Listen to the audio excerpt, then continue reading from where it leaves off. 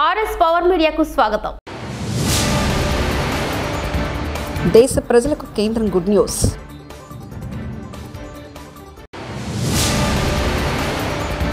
అమల్లోకి భూభారతి పోర్టల్లోని సేవలవే సీఎం రేవంత్ రెడ్డి.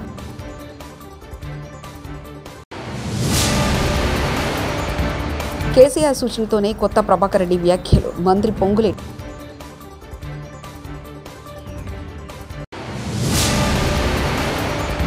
పవిత్రంగా నిర్వహించాల్సిన గోశాలలో జరిగే తప్పులను ఎత్తి చూపించారు మాజీ టీడీటీ చైర్మన్ భూమన. దేశ ప్రజలకు కేంద్ర ప్రభుత్వం గుడ్ న్యూస్ చెప్పింది. ఆసుపత్రుల్లో మెడిక్లెయిమ్ ప్రక్రియ వేగవంతంగా చేయడంపై చర్యలు చేపట్టింది. ఆరోగ్య బీమా క్లెయిమ్ అథరైజేషన్ 1 గంటలో, తుది సెటిల్మెంట్లు 3 రోజుల్లో పూర్తి చేయడం తప్పనిసరి చేయాలని కేంద్రం భావిస్తుంది.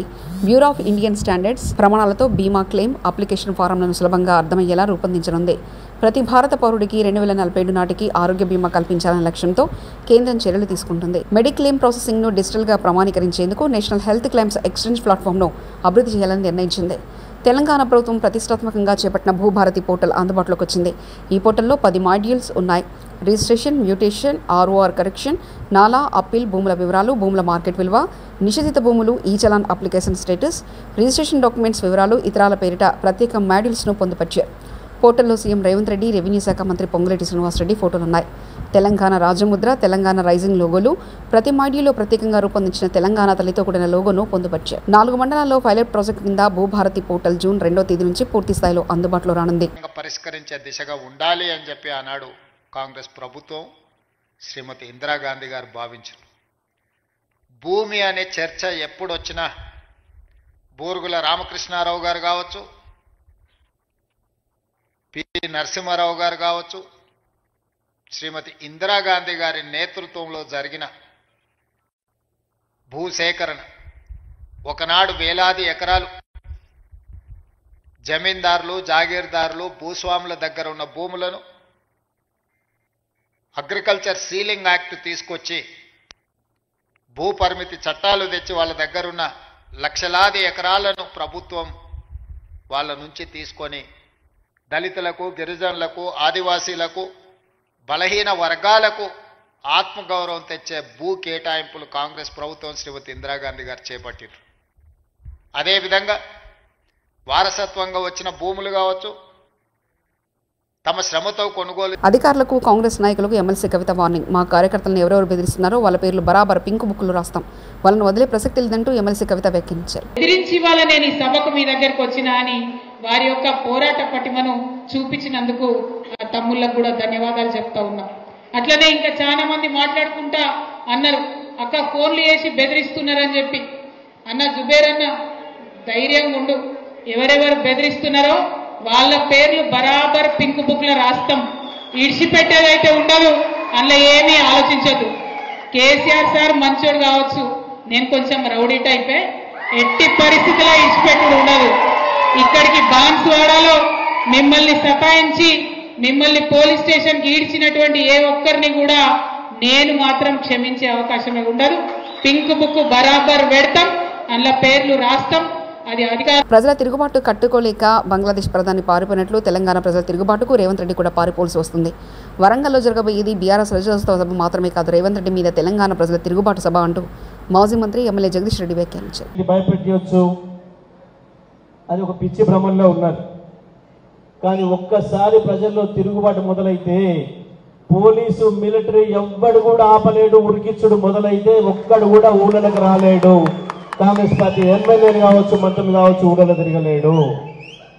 ఇవాళ గాల్లో తిరుగుతున్న మంత్రులు గాల్లోనే కలిసిపోవాలి తప్ప ఎక్కడ కూడా దిగలేరు. తుంగతుర్తిలో, హుజూర్నగర్లో, సూర్యాపేటలో కాదు, తెలంగాణలో ఏ జిల్లాలో కూడా దిగలేరు. చరిత్ర చాలా సందర్భాల్లో చెప్పింది ఈ విషయాన్ని. మొన్ననే చూసినాం మనం, 4-5 నెలల క్రితం బంగ్లాదేశ్ అధ్యక్షురాలు పారిపోయి వచ్చి భారతదేశంలో దాచుకుంటుంది. హెచ్సీలో మేము చెట్లు నరకలేదు, జంతువులు చనిపోలేదు, మా ప్రభుత్వం ఇంకా చెట్లను పెంచుతుంది, జంతువులను కాపాడుతుంది, అడవి కాని దాన్ని అడవి అంటూ తప్పుగా చూపించారంటూ డిప్యూటీ సీఎం బట్టి విక్రమార్క, మంత్రి శ్రీధర్ బాబు వ్యాఖ్యానించారు. ఎకలాజికల్ బ్యాలెన్స్ తో ముందుకు తీసుకొని పోవాలని బాగా నమ్మేటువంటి ప్రభుత్వం ఇది. పూర్తి స్థాయిలో తెలంగాణలో అడవుల్ని, జంతువుల్ని, పర్యావరణాన్ని రక్షించే కార్యక్రమంలో భాగంగానే ప్రభుత్వం ముందుకెళ్తుంది. అడవి గాని భూమిని అడవి అంటున్నారు ఓ ప్రధానమంత్రి. అంటే ఆశ్చర్యం వేసింది. అంటే ఇక్కడ ఉన్న స్థానిక బీజేపీ నాయకత్వం ఆ విధంగా వారికి ఫీడ్బ్యాక్ ఇవ్వడం అనేది కూడా సరికాదు. అక్కడ ఉన్న భూమి అటవీ ప్రాంతమే కాదు, ఏం చెప్పమంటారు, కోర్టులో నడుస్తా ఉన్న మ్యాటర్. కాంగ్రెస్ పార్టీకి ఇందిరమ్మ ప్రభుత్వానికి ప్రజలు మద్దతిచ్చారని మంత్రి పొంగులేటి శ్రీనివాసరెడ్డి అన్నారు. ప్రభుత్వాన్ని పడగొట్టాలని పలువురు కోరుతున్నారంటూ భారస ఎమ్మెల్యే కొత్త ప్రభాకర్ రెడ్డి చేసిన వ్యాఖ్యలపై మంత్రి ఆగ్రహం వ్యక్తం చేశారు. తమ ప్రభుత్వం ఏర్పడిన వారం నుంచి అధికార దహంతో కూల్చే ప్రయత్నం చేస్తున్నారని విమర్శించారు. ఇందిరమ్మ ప్రభుత్వానికి మద్దతు తెలిపి పూర్తి మెజారిటీ ఇచ్చినప్పటికీ ఈ ఇందిరమ్మ ప్రభుత్వాన్ని మేము కూలుస్తామని అనేక పర్యాయాలు ఆనాడు 10 సంవత్సరాలు పరిపాలించిన పార్టీ నాయకులు తహతాలాడుతున్నారు.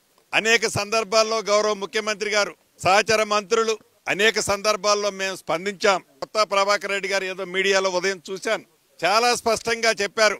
ఏదైతే మొదటి నుంచి ధరణి కార్యక్రమం ద్వారా గడిచిన 10 సంవత్సరాలలో అధికారంలో ఉన్న పార్టీ అక్రమంగా పేదోళ్ల ఆస్తిని, పేదోళ్ల భూమిని, ప్రభుత్వ భూములని, వక్ఫ్ బోర్డు భూములని, రెవెన్యూ భూములని, అటవీ శాఖ భూములని వారి తొత్తులకి కట్టబెట్టామని చెబుతూ వచ్చామో, ఆ కట్టబెట్టి లబ్ధి పొందిన లబ్ధిదారులు ఎవరైతే ఉన్నారో, మైనార్టీలను మోసం చేసి ఇప్పుడు మొసలి కన్నీరు ఎందుకు Jagan Reddy minority finance corporation chairman Maulana Mushtaq Ahmed media సమావేశం.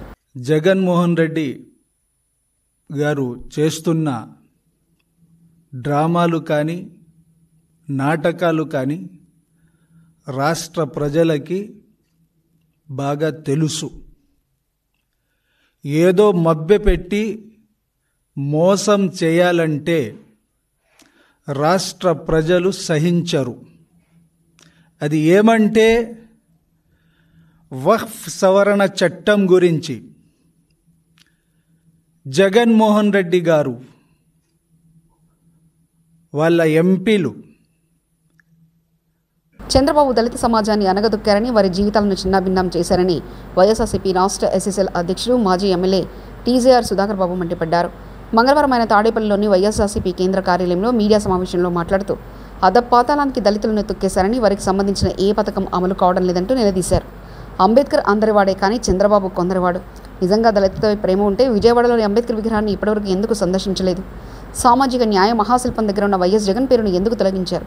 దళితులతో ఏ పథకం అందించకుండా ఇళ్లకు చంద్రబాబు ఏ ముఖం పెట్టుకుని వెళ్తారంటూ ప్రశ్నించారు. మీరేం చేశారు? పాతాళానికి దళితుల యొక్క విద్యని తొక్కేశారు. జగన్మోహన్ రెడ్డి గారు తీసుకొచ్చిన చరిత్రాత్మకమైనటువంటి సంఘటనలన్నిటినీ, చరిత్రాత్మకమైన వారు తీసుకొచ్చినటువంటి మార్పులను పూర్తిగా ఆపేశారు. దళితుల యొక్క విద్యని కాలరాసేశారు. ఏ ఒక్క పథకం ఈ రోజున అమల్లో లేదు. ఆ విద్యా దీవెన కావచ్చు, వసతి దీవెన కావచ్చు, అమ్మఒడి కావచ్చు, నాడు నేడు పేరుతో స్కూళ్లను ఆధునీకరించిన కార్యక్రమం కావచ్చు. సీఎం చంద్రబాబు పర్యటనలో సినిమా షూటింగ్ను తలపిస్తున్నాయని మాజీ ఎంపీ నందిగం సురేష్ మండిపడ్డారు. తాడేపల్లిలోని వైఎస్ఆర్సీపీ కేంద్ర కార్యాలయంలో ఆయన మీడియాతో మాట్లాడారు. సెక్యూరిటీ లేకుండా చంద్రబాబు జనాల్లో తిరిగే పరిస్థితి లేదు. వైఎస్ఆర్సీపీ అధినేత మాజీ సీఎం వైఎస్ జగన్మోహన్ రెడ్డి దళితులు మేలు కోరి అనేక పథకాలు అమలు చేశారు. కానీ చంద్రబాబు రౌడీ రాజ్యం కొనసాగిస్తున్నారు. పథకాలు అడిగితే అక్రమ కేసులు పెట్టి వేధిస్తున్నారు. వైఎస్ఆర్సీపీ నాయకులు ఎవరైనా వాయిస్ వినిపిస్తే దాని మీద కార్యకర్తలు కానీ సోషల్ మీడియా కానీ ఎవరి మీద కావాలంటే వాళ్ళ మీద కేసులు పెట్టాలి. మీరు తప్పు చేసి ఇంకా కూడా ప్రజలకు ఏదో మేలు చేస్తామని చెప్పి ప్రజలందరూ కూడా మిర్చీలకి ధరలు పడిపోయి ప్రజలందరూ కూడా అకాల వర్షాలు వచ్చి ఇబ్బంది పడతా ఉంటే మీరు మ్యూజికల్ నైట్లు పెట్టుకొని హ్యాపీగా నవ్వుకోవడం, సరదాగా కామెడీలు చేసుకోవడం, వాటి మీద పవిత్రంగా నిర్వహించాల్సిన గోశాలలో జరిగే తప్పులను ఎత్తి చూపించారు. మాజీ టీడీటీ చైర్మన్ భూమన తప్పుల్ని తెలుసుకునే ప్రయత్నం చేయకుండా టీడీటీ ఎదురుదాడి చేస్తుంది. ఈవో శ్యామలరావు టీడీటీ ఏజెంట్లుగా మాట్లాడుతున్నారు. ఈవోగా శ్యామలరావు ఉన్నప్పుడు టీడీటీలో స్వామివారికి ఎన్నో అపచారాలు జరిగాయి. గోవుల మరణాలపై దిగజారి మాట్లాడుతున్న వ్యక్తి టీడీటీ చైర్మన్ పదవికి అర్హుడా అంటూ కొట్టు సత్యనారాయణ వ్యాఖ్యానించారు. పవిత్రంగా నిర్వహించవలసిన కార్యక్రమం ఆ గోశాలలో గోవులకి సక్రమైన వసతులు కల్పించి అన్ని రకాలుగా కూడా పోషించవలసిన విషయాన్ని ఒక వ్యక్తి ప్రస్తావిస్తే దాన్ని ఏదో ఒక రాజకీయ కోణంతో ఇంకో రకంగానో చూడకూడదు. దానికి సంబంధించి బాధ్యతాయుతమైన టీటీడీ ఏం చేయాలి? దేశ ప్రజలకు కేంద్రం గుడ్ న్యూస్.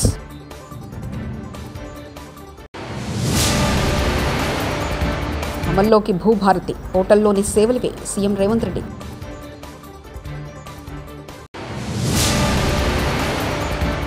కేసీఆర్ సూచనతోనే కొత్త ప్రభాకర్ రెడ్డి వ్యాఖ్యలు, మంత్రి పొంగులేటి.